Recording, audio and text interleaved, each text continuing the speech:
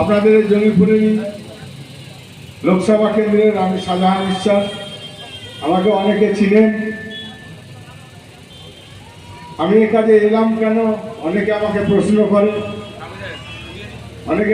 করে বিভিন্ন রকম ভাবে বিভিন্ন রকম। তার জন্য আমি বিচার কথা বলে আমি আর কথা শেষ করব। আমাদের বিধায়ক সাহেব, আইএসএফের প্রেসিডেন্ট, তারপরে আপনাদেরকে যা যা বলার বলবেন। প্রথম কথা হলো, আজকে 2011 সালে আলিগড় ইউনিভার্সিটি আমাদের এখানে হয়েছে। আপনারাই বলুন, 2011 সাল থেকে যে ইউনিভার্সিটিটা হয়েছে ওই রকমই রুগ্ন হয়ে পড়ে আছে, অসুস্থ হয়ে। এটা থাকা কি উচিত? তাহলে এটার জন্য আমার বলা, প্রথম থেকে বলে যাচ্ছি, কেউ কান মাথা লাগাচ্ছেন। তা আমরা কে আপনারা প্রতিনিধি করে পাঠাচ্ছেন কিসের জন্যে? এসি ঘরে থেকে ভালো খাবার জন্যে? সেগুলো কি আমাদের ঘরে নাই? সেটা হয়তো হয় না। তার জন্য আমার দাঁড়ানো, আপনাদের এই আলিগড়টাকে ফুলফিল ইউনিভার্সিটি করতে পারবো। আমাদের ছেলেদের এখানে সব কোর্স পাবে, বাইরে যেতে হবে না পড়তে কোথাও। আলিগড়ে যারা লেখাপড়া করেছে জানবেন, কোথাও বসে থাকে না, নিজের ব্যবসা করলে ভালো উন্নতি করে, আর পৃথিবীর সব জায়গায় তারা চাকরি পায়, ছড়িয়ে যায়। সর্বপ্রথম কথা, একটা এমপির কাজ কি আমাদেরকে আগে জানতে হবে।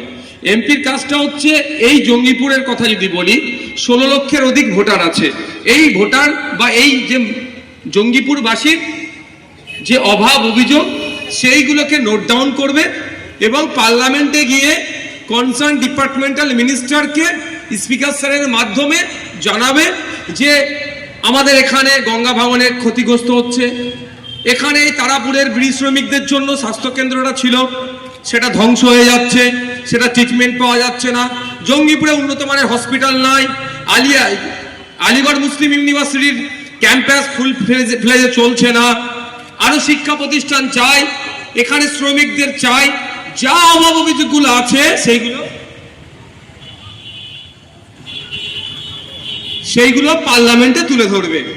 আর কাজ কি থাকবে সরকারের পক্ষে? এই সমস্যাগুলো সমাধান করা।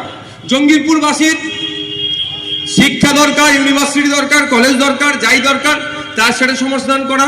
গঙ্গার বক্ষে যে জমি তলিয়ে যাচ্ছে সেটার হাত থেকে রক্ষা করা।